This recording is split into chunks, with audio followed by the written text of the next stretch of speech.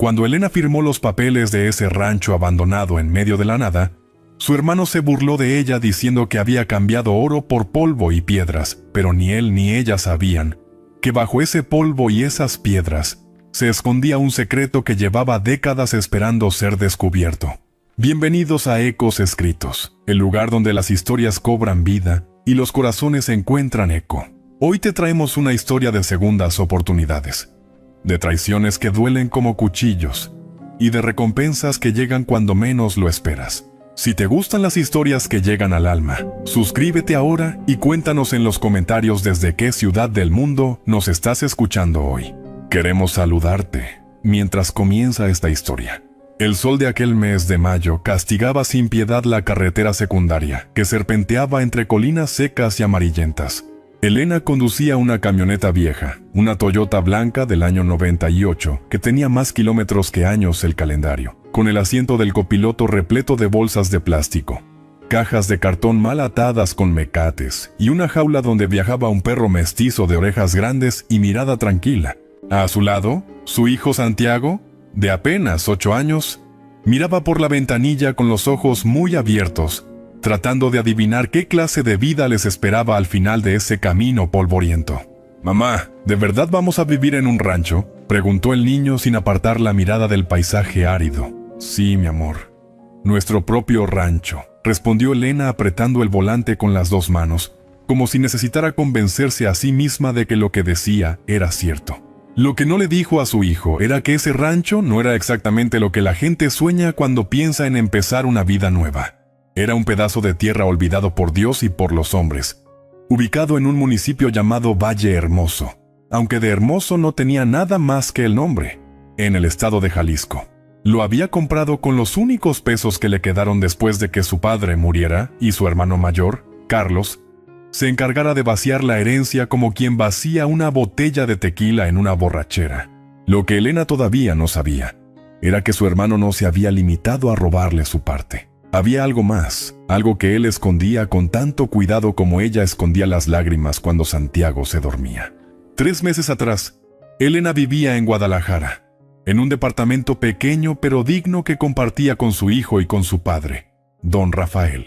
Don Rafael había sido un hombre trabajador toda su vida, dueño de una ferretería en el centro de Tlaquepaque, que le había costado 30 años de sudor y madrugones construir. Cuando enfermó del corazón, Elena dejó su trabajo en una tienda de ropa para cuidarlo, convencida de que su padre mejoraría y de que tendrían tiempo de sobra para recuperar los días perdidos. Pero la vida no siempre respeta los planes que uno hace. Don Rafael murió un martes por la noche, con la mano de Elena entre las suyas y los ojos fijos en una fotografía de su esposa, muerta 20 años atrás. Esa misma noche, Carlos apareció en la casa con una copia del testamento que nadie sabía que existía, y con un abogado que parecía más un buitre vestido de traje que un profesional del derecho. «Papá siempre quiso que la ferretería fuera para mí», dijo Carlos sin mirar a los ojos de su hermana. «Yo trabajé con él desde chico. Tú te fuiste, estudiaste, hiciste tu vida. Es justo». «Yo no me fui, Carlos», respondió Elena con la voz rota. «Mamá acababa de morir. Tú tenías 19 años y yo 15. Me mandaron a estudiar a donde había beca porque aquí no alcanzaba para los dos». Pero Carlos ya había decidido cuál era su verdad, y ninguna palabra de Elena podría cambiarla. Durante las semanas siguientes, Elena descubrió que su hermano no solo se había quedado con la ferretería, también había vaciado la cuenta de ahorros de su padre. Había vendido unos terrenitos que don Rafael tenía en las afueras de Tonalá, y había convencido a su esposa, Lorena, una mujer de uñas largas y sonrisa falsa, de que Elena siempre había sido una aprovechada, que solo esperaba la muerte del viejo para quedarse con todo. Cuando el polvo se asentó, a Elena solo le quedaron 120,000 pesos que Carlos, en un gesto que llamó generoso, le dio para que se fuera y no volviera a molestar. Lo que Carlos no sabía era que su padre, en los últimos meses de vida, le había contado a Elena una historia que ella había archivado en el fondo de su memoria como un cuento sin importancia. «Mira, mija», le había dicho don Rafael una tarde mientras tomaban café en la cocina. «Cuando yo era joven, trabajé un tiempo en un rancho perdido en Valle Hermoso. Un lugar seco, duro, pero con una tierra que si la trabajas, te da de comer. El dueño era un hombre viejo, don Jacinto, que no tenía familia. Me contaba que en ese rancho había algo enterrado, algo que su propio abuelo había escondido en tiempos de la Revolución. Yo nunca supe si era cierto o si eran habladurías de viejos, pero a veces pienso que si algún día las cosas se ponen feas, ese rancho podría ser un buen lugar para empezar de nuevo. Elena recordó esas palabras cuando se encontró con apenas unos pesos en el bolsillo y un hijo que mantener. Buscó en internet, preguntó, hizo llamadas y descubrió que el rancho de don Jacinto seguía allí, abandonado desde hacía más de 40 años, y que nadie lo quería porque estaba en medio de la nada, sin electricidad, sin agua potable y con una casa que, según decían, se estaba cayendo a pedazos. Lo compró por 80,000 pesos. Los otros 40 los guardó para los primeros gastos, para la comida, para la gasolina, para lo que hiciera falta mientras lograba poner en pie ese sueño loco que nadie más que ella entendía. «Estás loca, Elena», le dijo su amiga Sofía cuando se lo contó. «Te vas a ir a vivir a un lugar donde no hay nada. ¿Y si no funciona? ¿Y si no hay agua? ¿Y si te pasa algo?» Elena no le contó a Sofía la historia del tesoro enterrado, porque en el fondo ella misma no se la creía. Ahora, con el sol cayendo detrás de las colinas y la camioneta dando tumbos por un camino que era más lecho de río seco que carretera, Elena empezaba a preguntarse si no habría cometido el error más grande de su vida.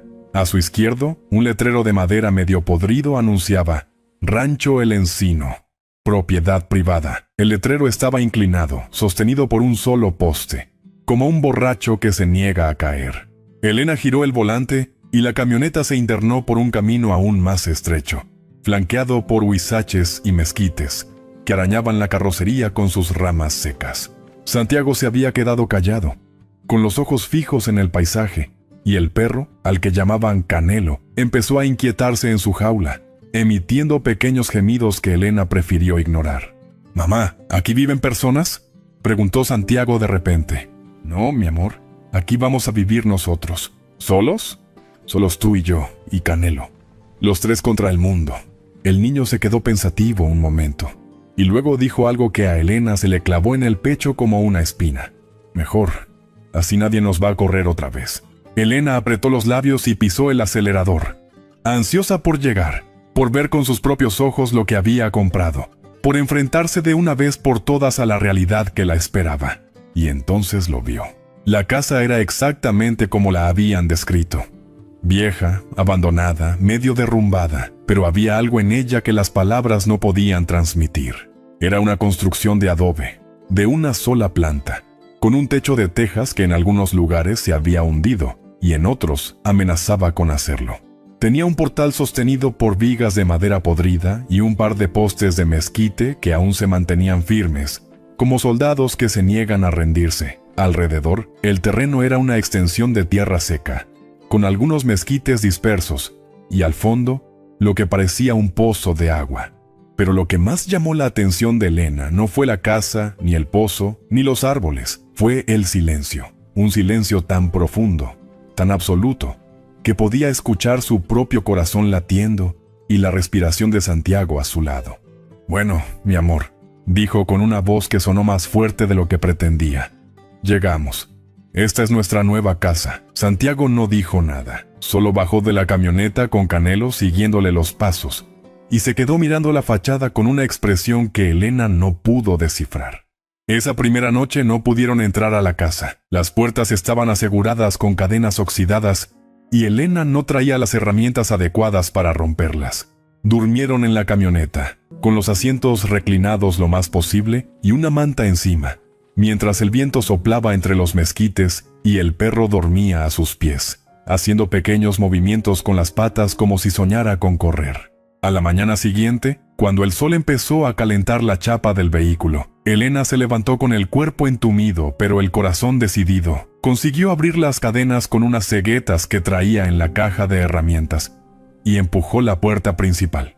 El olor que salió de adentro era una mezcla de tierra húmeda, madera podrida y algo más. Algo que Elena no pudo identificar en ese momento, pero que después comprendería. La casa tenía 3 habitaciones, una sala comedor, una cocina con un fogón de leña y un patio interior completamente cubierto de maleza. Los muebles Los pocos que había estaban destrozados por los años y los animales. En una esquina de la sala, Elena encontró un arcón de madera negro, con herrajes de hierro forjado, cerrado con un candado que parecía más nuevo que el resto de las cosas. Lo intentó abrir con las ceguetas, con un destornillador, incluso golpeándolo contra el piso, pero el candado resistía como si estuviera decidido a guardar su secreto para siempre. Finalmente, después de una hora de forcejeos, logró romperlo con un martillo y una cuña. Dentro del arcón no había oro, ni joyas, ni papeles antiguos. Solo ropa vieja, unas botas de vaquero destrozadas y un sombrero de palma comido por las polillas. Elena sintió una punzada de decepción tan aguda que tuvo que sentarse en el suelo para no caerse. «Tonta», se dijo a sí misma en voz baja. «¿Qué esperabas? ¿Un tesoro? Las cosas así no pasan en la vida real». Pero algo en el fondo de su instinto le decía que no debía rendirse tan rápido. Recordó las palabras de su padre. Algo enterrado. No dijo algo en un arcón. Dijo enterrado.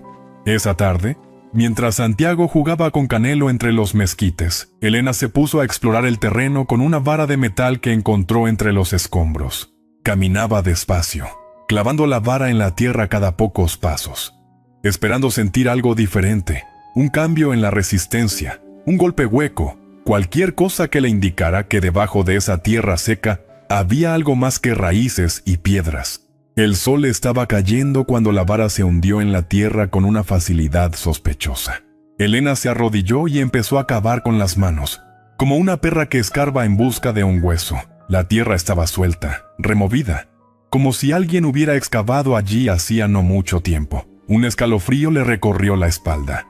A los pocos centímetros, sus manos tocaron algo metálico, algo frío y liso, algo que no era una piedra ni una raíz.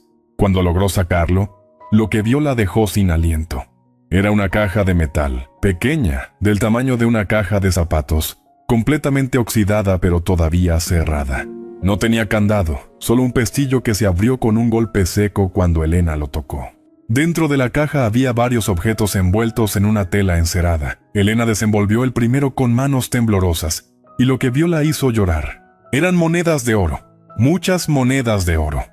Viejas, algunas con la efigie de Porfirio Díaz, otras con águilas y serpientes, todas brillando con una luz propia a pesar de los años que habían pasado enterradas. Pero eso no era todo. Debajo de las monedas había un sobre de papel amarillento, cerrado con lacre rojo, y una libreta pequeña de pastas de cuero.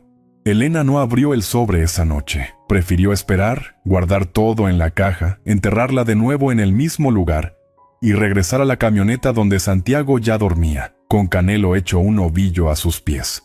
Esa noche no pudo dormir. Dio vueltas y más vueltas, preguntándose qué significaba todo aquello. ¿Quién había enterrado esas monedas? ¿Por qué? Y sobre todo, ¿qué decía esa carta que aún no se atrevía a leer? A la mañana siguiente, cuando Santiago despertó, Elena le preparó unos huevos con frijoles en una pequeña estufa de gas que habían traído.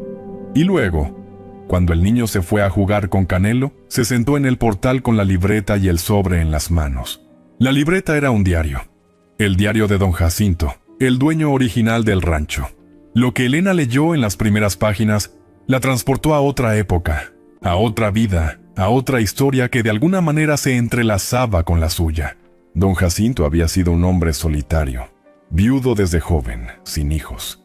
Había trabajado toda su vida en ese rancho, criando cabras y cultivando maíz en las pocas tierras fértiles que tenía.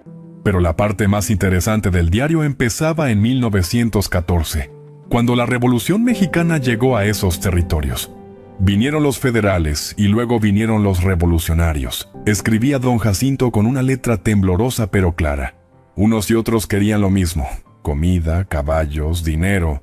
Yo no tenía dinero, pero conocía a alguien que sí. Don Evaricio, el hacendado de la región, me pidió que guardara algo para él, algo valioso, algo que su familia había acumulado durante generaciones. Me dijo: Jacinto, si algo me pasa, esto es tuyo. Pero si sobrevivo, vendré por ello y te recompensaré.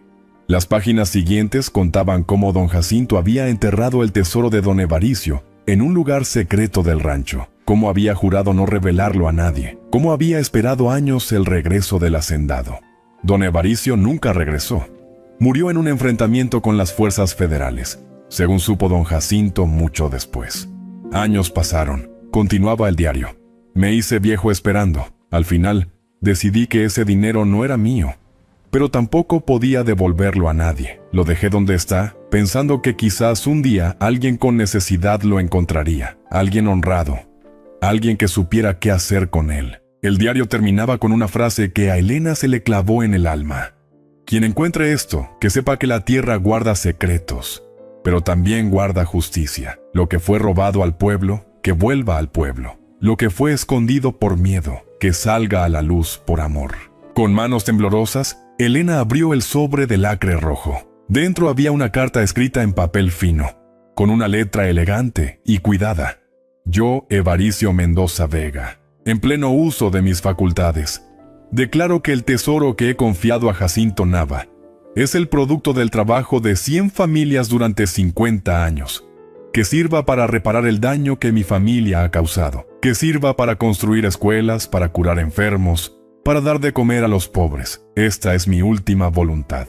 Elena tardó varios minutos en procesar lo que acababa de leer. No era solo dinero, era una responsabilidad, era una misión. Esa misma tarde, guardó las monedas y los documentos en un lugar seguro dentro de la camioneta y se sentó a pensar. El valor de lo que había encontrado era incalculable. Podía vender las monedas poco a poco, sin levantar sospechas, y vivir el resto de su vida sin trabajar. Podía comprar una casa en la ciudad, darle a Santiago la mejor educación, olvidarse de Carlos y de Lorena y de todas las personas que le habían hecho daño. Pero algo en las palabras de don Jacinto y don Evaricio le impedía tomar ese camino.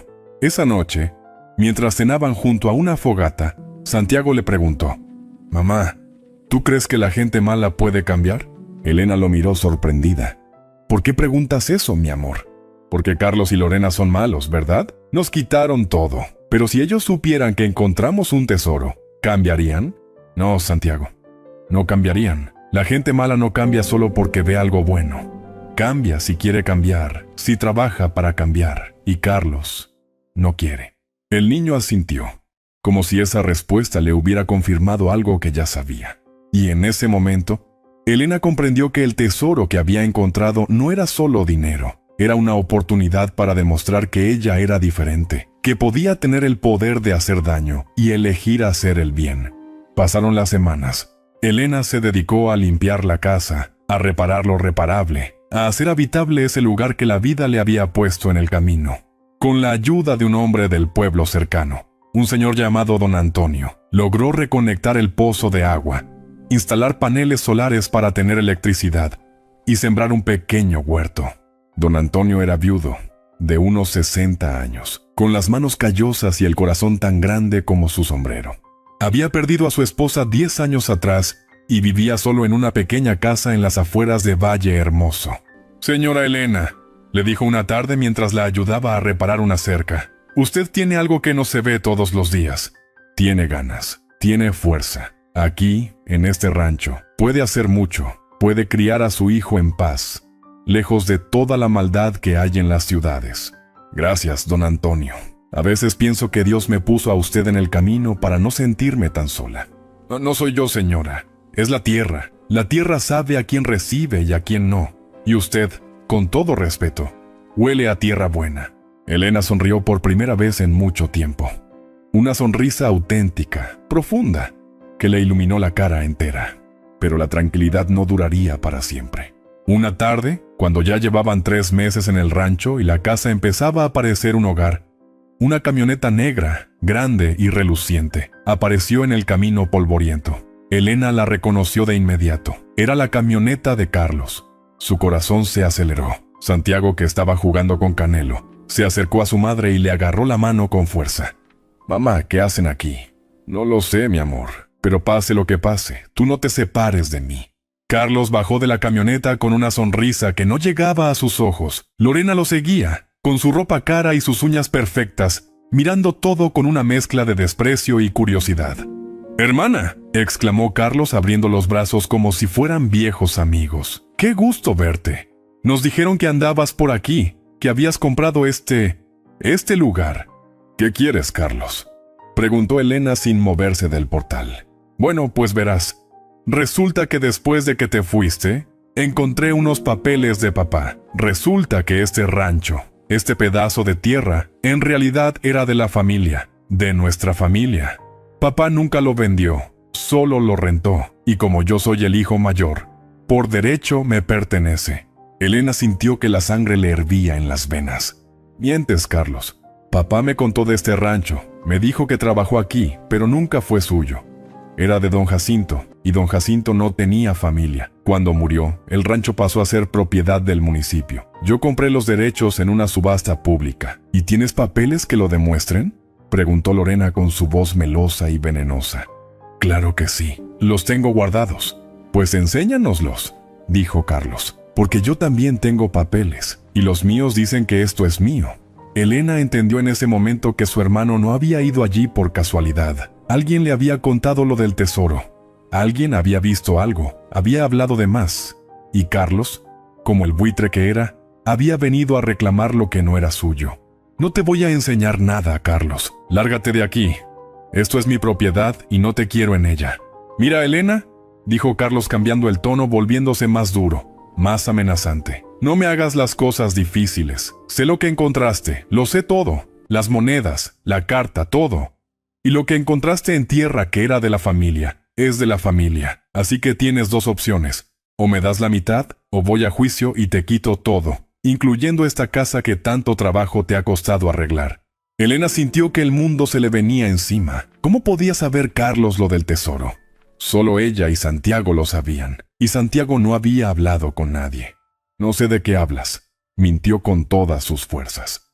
¿Ah, no? Carlos sacó su teléfono y mostró una foto. Era una foto de Elena, de espaldas, cavando en el lugar donde había encontrado la caja. La foto estaba tomada desde lejos, con un zoom que no dejaba dudas. Un amigo periodista andaba por aquí haciendo un reportaje sobre ranchos abandonados. Te vio, te fotografió. Y como es amigo, me llamó. Así que no me mientas, hermanita. El silencio que siguió fue más pesado que todas las piedras del desierto. Dame una semana, dijo Elena al fin. Una semana para pensarlo. 3 días, respondió Carlos. 3 días o vendré con un abogado y la policía. La camioneta negra se alejó levantando una nube de polvo que tardó en disiparse. Elena se sentó en el portal con la cabeza entre las manos, y Santiago se acercó a abrazarla sin decir nada. Esa noche, Elena no pudo dormir. Dio vueltas y vueltas en su mente a todas las opciones posibles. Podía huir, llevarse las monedas y desaparecer. Podía enfrentarse a Carlos en los tribunales, aunque sabía que él tenía dinero para contratar mejores abogados. Podía esconder el tesoro otra vez y negar todo. Ninguna opción le parecía buena. A la mañana siguiente, fue a ver a don Antonio. Le contó toda la historia, sin omitir nada. El viejo la escuchó en silencio, con las manos apoyadas en el bastón, moviendo la cabeza de vez en cuando. Señora Elena, dijo cuando ella terminó, yo conozco a alguien que puede ayudarla. Un abogado, pero no de los comunes. Un abogado que trabaja para los pobres, para los que no tienen voz. Se llama licenciado Ricardo Fuentes. Vive en Guadalajara, pero viene seguido por aquí. Tiene una fundación que ayuda a gente como usted. Si alguien puede ganarle a su hermano, es él. Elena tomó el teléfono que don Antonio le ofreció y marcó el número con manos temblorosas. El licenciado Fuentes la escuchó con atención, hizo algunas preguntas y al final dijo, señora Elena, lo que usted tiene no es solo un tesoro, es un documento histórico. Esa carta de don Evaricio, si es auténtica, tiene un valor incalculable, no solo por las monedas, sino por lo que representa. Si su hermano quiere pelear, que pelee, pero usted tiene la ley de su lado. Esa propiedad es suya, comprada legalmente. Y lo que se encuentra en ella, también. Eso dice la ley. Pero él dice que la tierra era de la familia, objetó Elena. Que lo demuestre, y aunque lo demuestre, tendría que probar que el tesoro estaba enterrado antes de que la tierra fuera de la familia. Y eso, con la carta de don Evaricio, es imposible. Esa carta tiene fecha de 1914. Su papá, si no me equivoco, nació en 1950. La tierra no podía ser de su familia antes de que él naciera. No tiene sentido. Elena sintió un peso enorme que se le quitaba de encima. ¿Entonces puedo ganar? Puede ganar, señora, pero necesita hacer algo. Necesita hacer pública esa carta. Necesita que el mundo sepa lo que encontró, porque si lo esconde, su hermano tendrá ventaja. Pero si lo muestra, si demuestra que ese tesoro tiene un valor histórico y cultural, entonces no habrá juez en el mundo que le quite lo que es suyo. Elena colgó el teléfono y se quedó pensando. Hacer público el tesoro significaba renunciar al anonimato.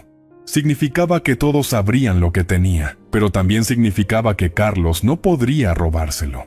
3 días después, cuando Carlos y Lorena regresaron, no venían solos.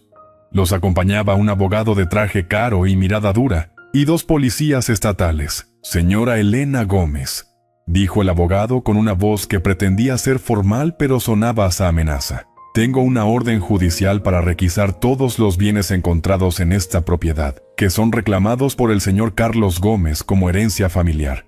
Elena respiró hondo y sacó un sobre que había preparado esa misma mañana. «Antes de que hagan nada», dijo con una voz mucho más firme de lo que se sentía, «quiero que vean esto». Dentro del sobre había copias de la carta de don Evaricio, del diario de don Jacinto y de los documentos de compra del rancho. También había una carta del licenciado Fuentes, explicando el valor histórico del hallazgo y anunciando que el Instituto Nacional de Antropología e Historia había sido notificado. El abogado de Carlos leyó los documentos con el ceño fruncido, y a medida que avanzaba, su expresión pasaba de la arrogancia a la preocupación. Esto cambia las cosas», murmuró. «¿Cómo que cambia las cosas?», reclamó Carlos. «Eso es mío». «Señor Gómez», dijo el abogado volviéndose hacia él, «esto no es una herencia familiar. Esto es un hallazgo arqueológico, o al menos histórico. Y según la ley federal, los bienes históricos pertenecen a la nación. Pero en este caso, como hay una carta que cede voluntariamente esos bienes para fines sociales, y como la señora Elena ha manifestado su intención de cumplir esa voluntad, la cosa se complica». «¿Complicada?». Carlos estaba rojo de ira. «Yo soy el heredero. Yo tengo derechos». «Usted no tiene nada», dijo una voz detrás de todos. Era el licenciado Fuentes, que acababa de llegar en una camioneta blanca, acompañado por 2 personas más, una mujer joven con una credencial colgando del cuello y un hombre mayor con una cámara fotográfica. «Señora Elena», dijo Fuentes acercándose, «le presento a la doctora Mariana Ríos, del INAH, y al señor Jorge Campos, periodista de un diario nacional. He pensado que es mejor que todo esto sea público desde el principio». La doctora Ríos tomó los documentos y los examinó con cuidado, mientras el periodista empezaba a tomar fotos de todo, de la casa, del terreno, de la caja de metal que Elena había desenterrado. «Esto es increíble», dijo la doctora Ríos. «Esta carta es auténtica, y estas monedas, algunas son piezas únicas.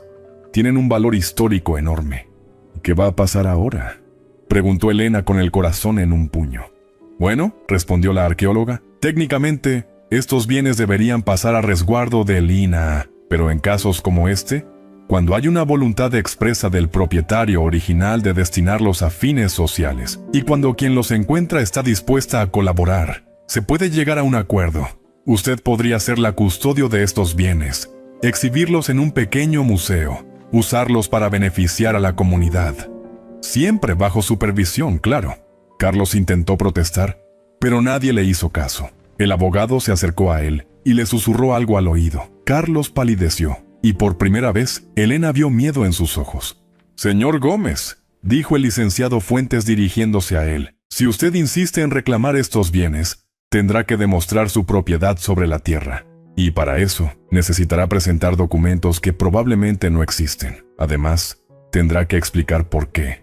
Si esta tierra era de su familia, nunca la reclamó antes. Y tendrá que explicar también por qué vació las cuentas de su padre y dejó a su hermana en la calle. Porque todo eso, créame, saldrá a la luz en un juicio».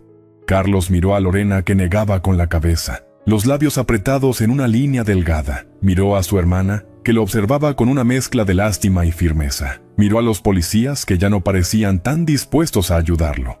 «Esto no se va a quedar así», dijo por último, pero su voz sonó hueca, sin convicción.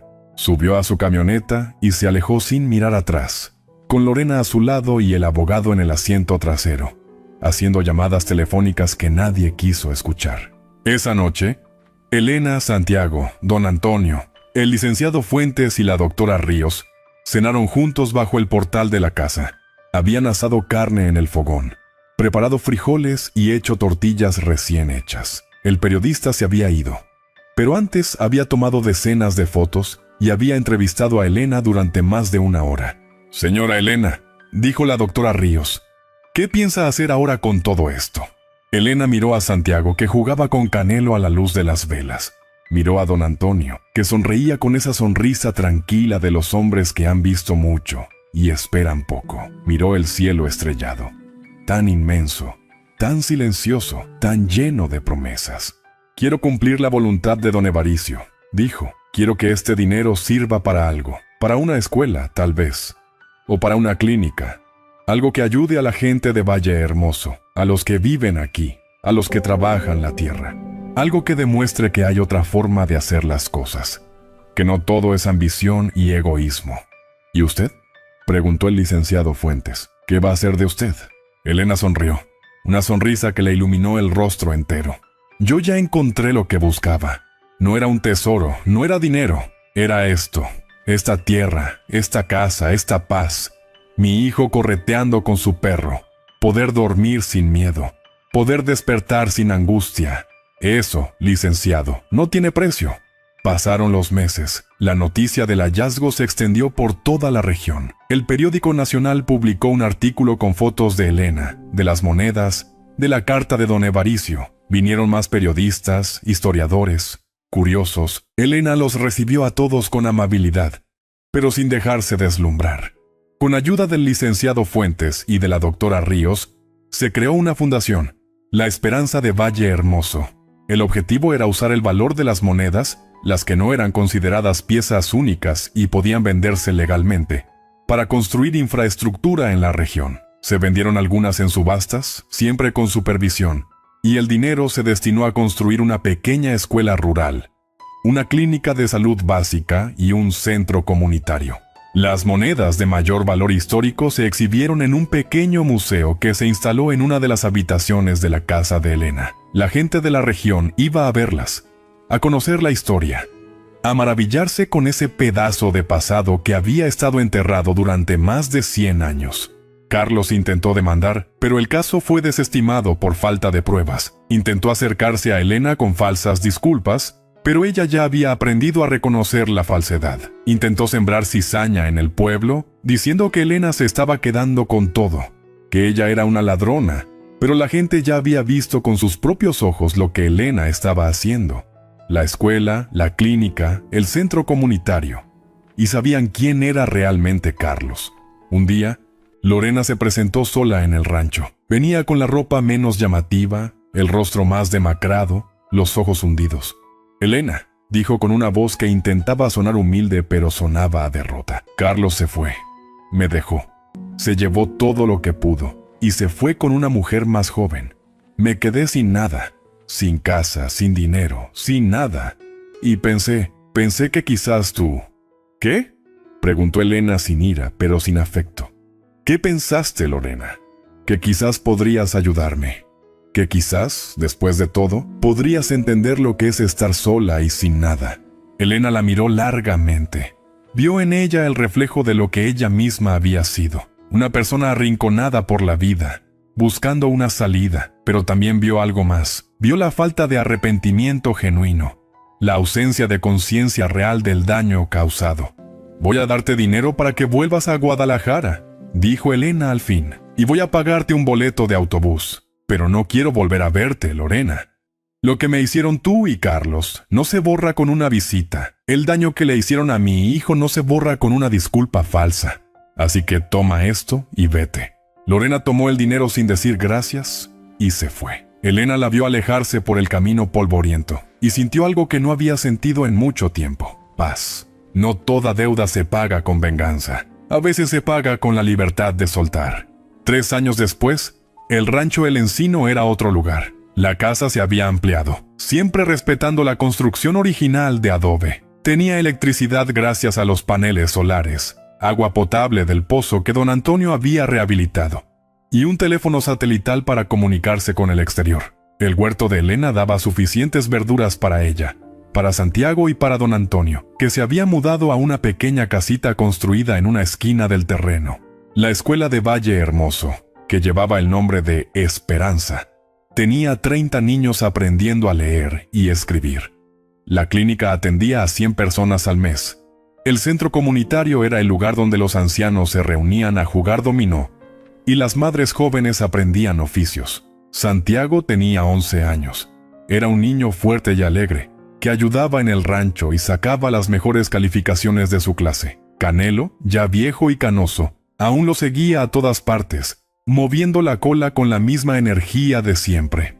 Don Antonio, con sus 63 años, seguía siendo el mismo hombre callado y bueno. Una tarde, mientras tomaban café bajo el portal, le dijo a Elena: «Señora Elena, yo nunca tuve hijos. Mi mujer y yo lo intentamos, pero no pudo ser. Y cuando ella se fue, pensé que me iba a morir solo, en esa casita, sin nadie que me recordara. Pero llegó usted. Llegó Santiago, y ahora siento que tengo una familia. Una familia elegida, pero familia al fin». Elena le tomó la mano. «Usted también es nuestra familia, don Antonio. Sin usted, nada de esto habría sido posible». El hombre sonrió y sus ojos se humedecieron. «A veces pienso», dijo, «que el tesoro no eran las monedas. El tesoro era usted, era Santiago. Era la oportunidad de volver a sentir que la vida vale la pena». Esa noche, Elena se sentó a escribir en un cuaderno, igual que hacía don Jacinto décadas atrás. Quería dejar constancia de todo, de cómo llegó, de lo que encontró, de lo que construyó. Quería que Santiago supiera, que sus nietos supieran, que cualquier persona que en el futuro llegara a ese rancho supiera que a veces la vida te da segundas oportunidades y que lo importante no es cuánto tienes, sino qué haces con lo que tienes. Escribió hasta tarde, con la luna entrando por la ventana y el canto de los grillos de fondo.